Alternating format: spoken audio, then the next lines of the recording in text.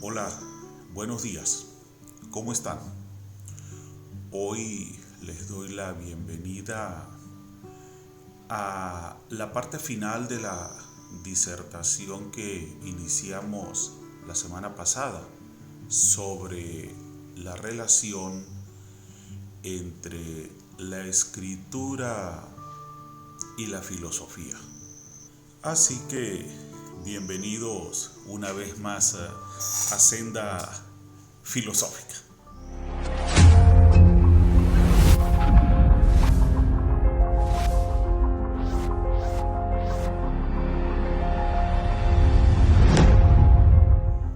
Estuvimos hablando, haciendo unas disertaciones sobre el punto de vista de Platón en relación a la escritura como riesgo para la verdadera sabiduría.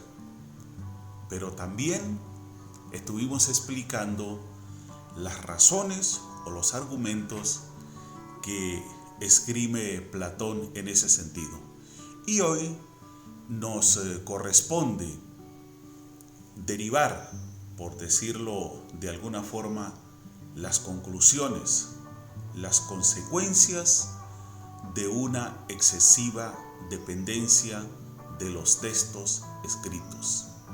Algo que va totalmente en contra del verdadero propósito de la filosofía, que es el desarrollo de la razón, del pensamiento propio. Hay que leer, hay que, como dijimos al inicio de la disertación la semana pasada, dejarse guiar por los maestros que nos han venido trazando el camino del recorrido filosófico por miles de años. Pero debemos aprender también, como buenos discípulos, a desarrollar nuestro propio camino, a pensar de forma independiente. Hemos estado apoyados para esta disertación en el libro Aproximación a la Filosofía de Diego Sánchez Meca. Un texto, la semana pasada se los mostré, por demás muy interesante de verdad. Un texto con 30 capítulos donde se hacen unos enfoques generales sobre temas fundamentales de la filosofía. Y hoy, por supuesto, vamos a culminar la disertación apoyados igualmente en la parte final de este artículo que seleccioné para cerrar el tema.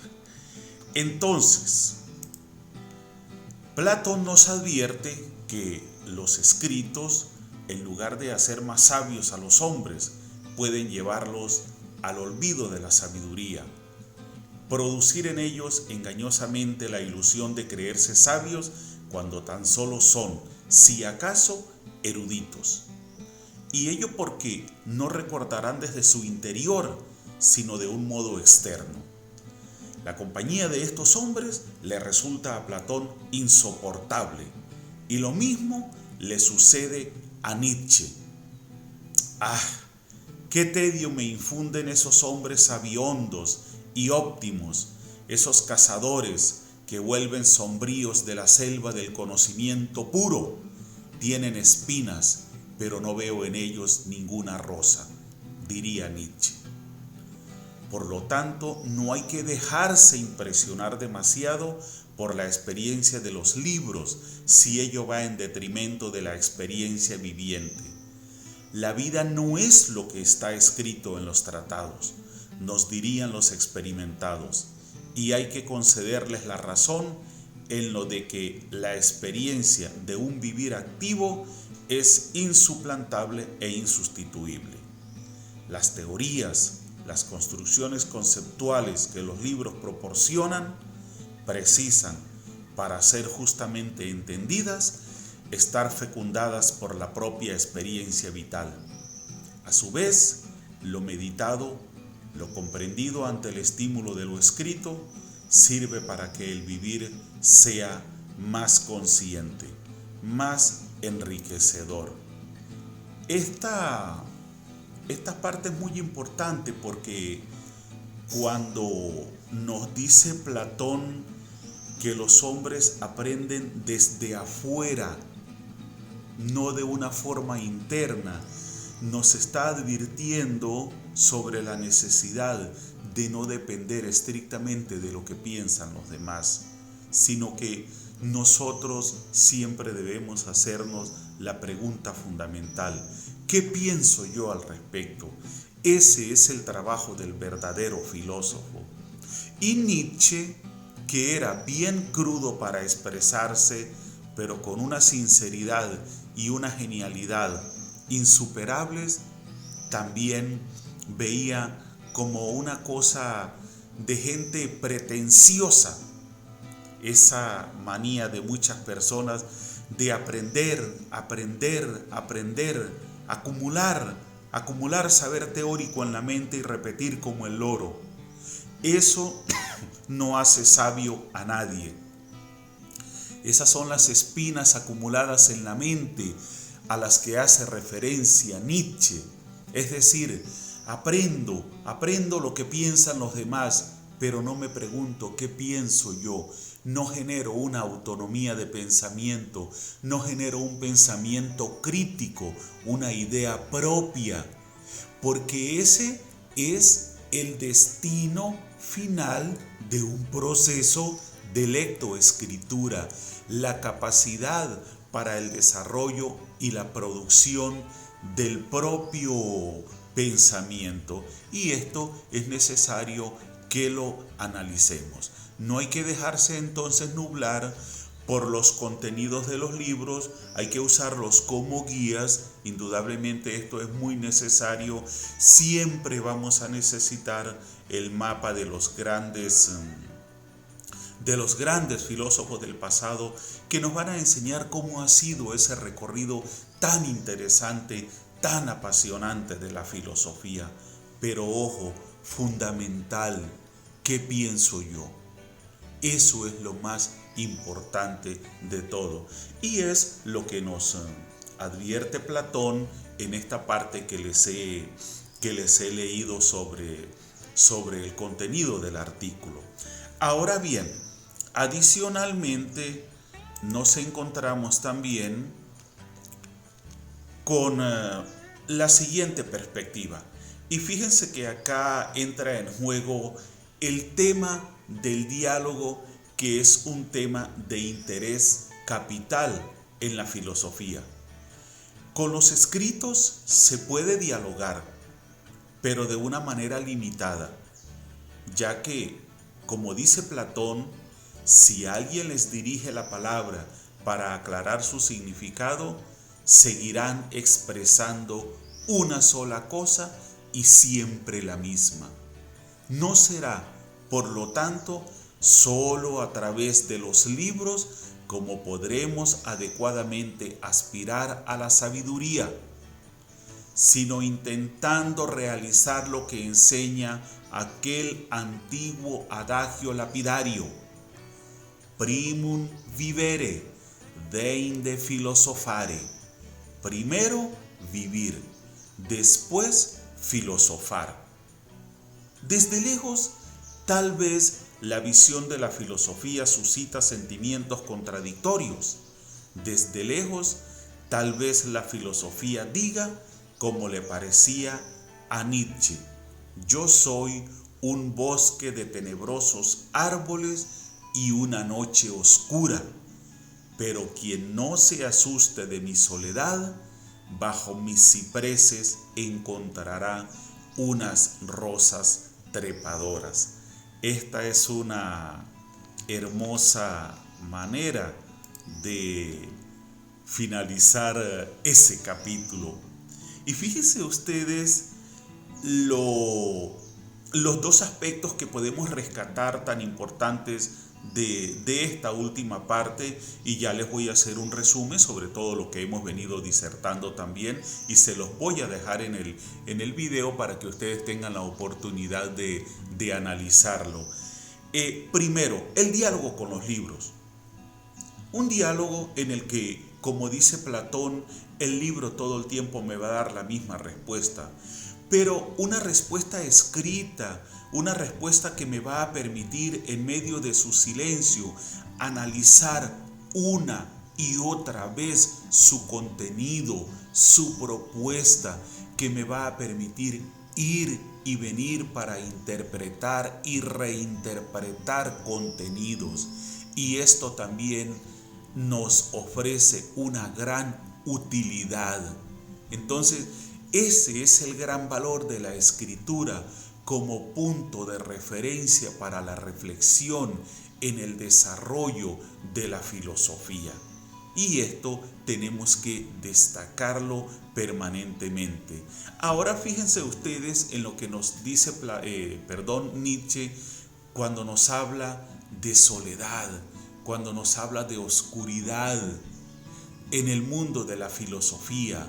¿Por qué? Porque entrar a filosofar es entrar a despejar, a clarificar, a mediar, es enfrentarse a la realidad, a ver qué es lo que realmente hay en ella, más allá de lo que vemos como simple apariencia. Filosofar es un trabajo de gran compromiso, donde la razón desempeña un papel fundamental, donde no podemos ni debemos interpretar el mundo desde su apariencia. Y esto es lo que Nietzsche nos advierte también. Por eso nos habla de hombres sabiondos que equivocadamente creen que por acumular de una forma pretenciosa el saber de los demás ya son sabiondos, ya se las saben todas. Y eso ocurre sobre todo con la filosofía en el ámbito académico, donde la actividad se limita a usar la escritura como un simple comodín, como un medio pretencioso para lucirse. Y hay algo en lo que hay que tener mucho cuidado: repetir los contenidos de los libros de una forma textual. Eso puede sonar muy bonito, eso puede dar una idea inicial de que somos eruditos, y ciertamente lo somos, pero eso no hace sabio a nadie, porque yo lo he expresado en varias oportunidades. Hablar bonito lo puede hacer cualquiera, pero hablar con sentido, esa es una capacidad que solamente desarrolla quien se atreve a profundizar en las habilidades del logos, de la razón, orientadas a una mejor y más efectiva y funcional comprensión de la realidad, como he venido diciendo, para contribuir a nuestra felicidad, a la felicidad de los seres humanos, porque ese es uno de los objetivos primordiales de la filosofía, que puede lograrse a través de un trabajo de lectura y escritura debidamente orientado.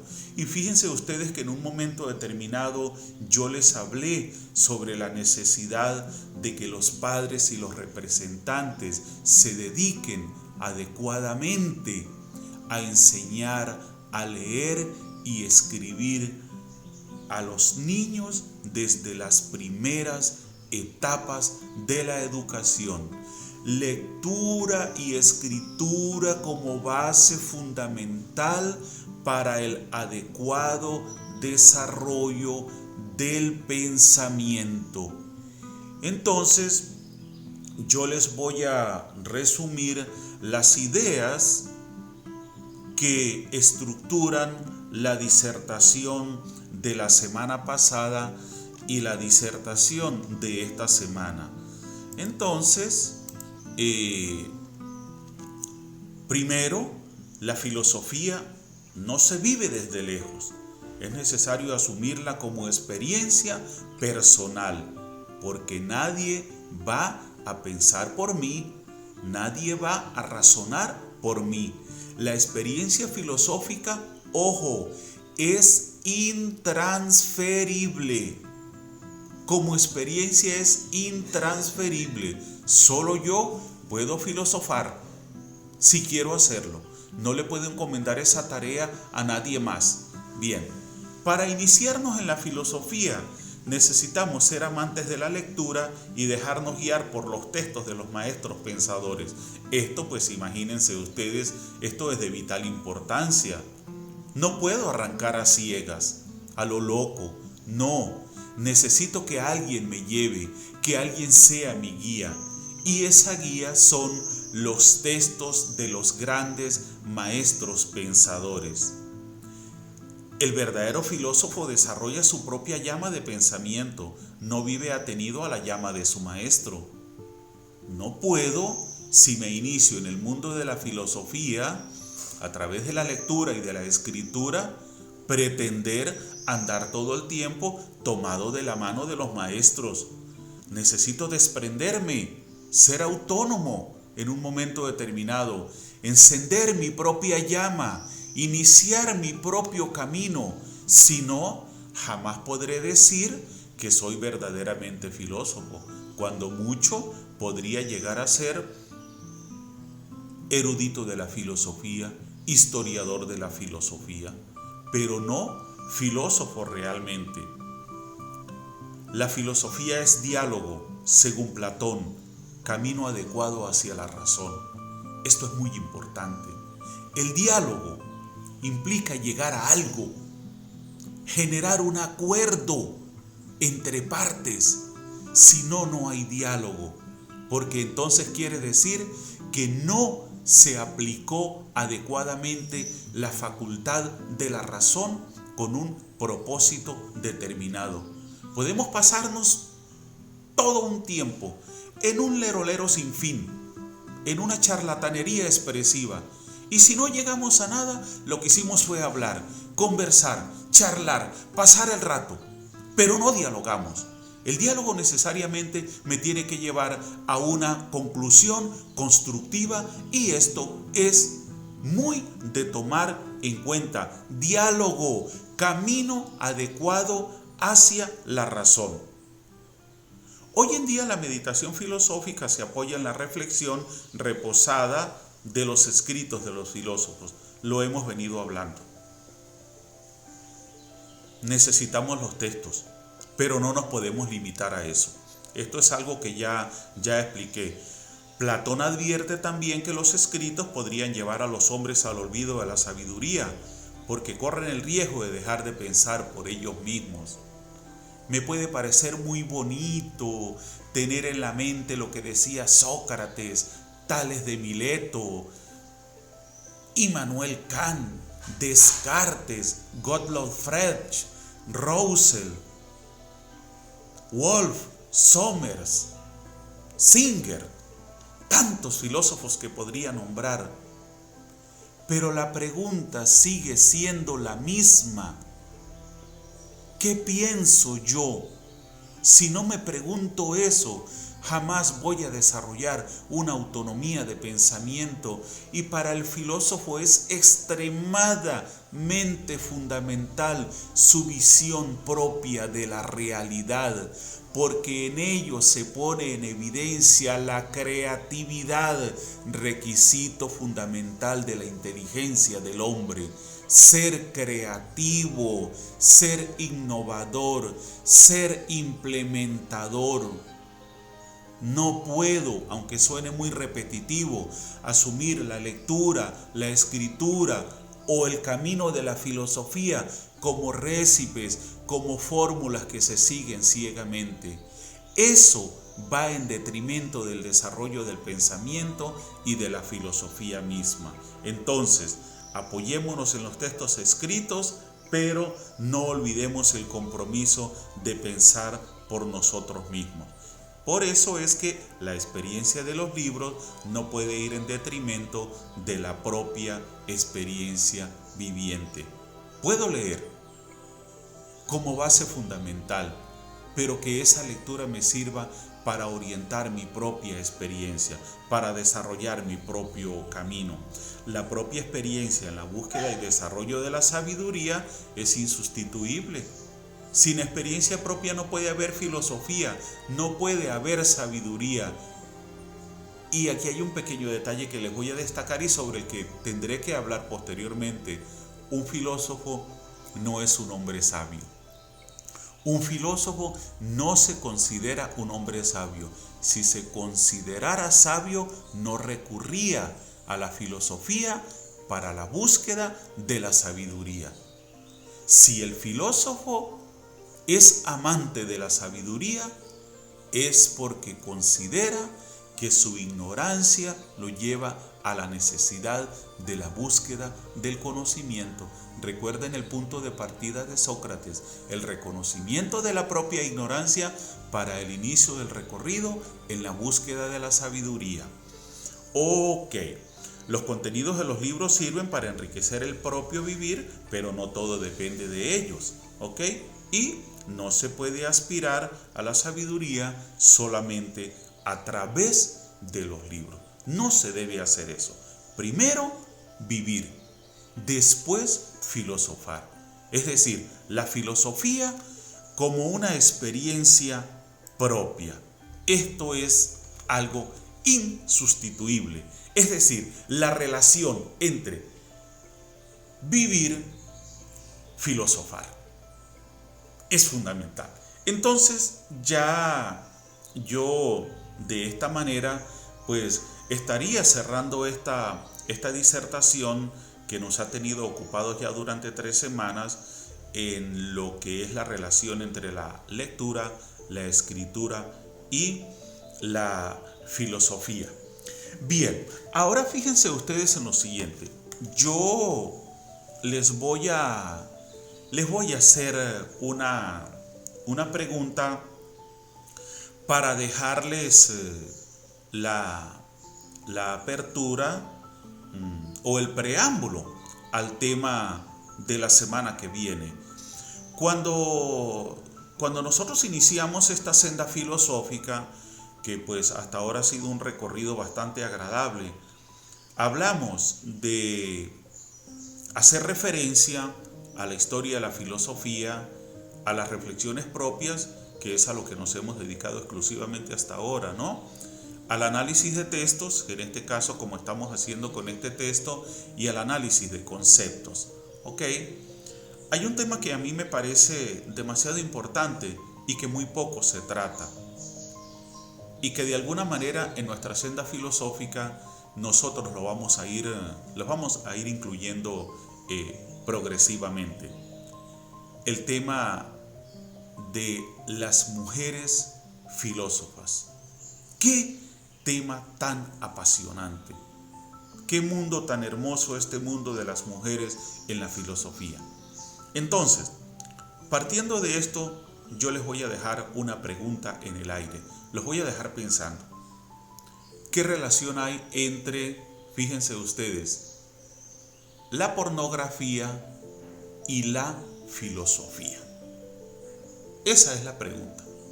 ¿Hay alguna relación entre la pornografía y la filosofía? Lo vamos a explicar la semana que viene desde la vida de una de las filósofas más apasionantes de la época antigua, Aspasia.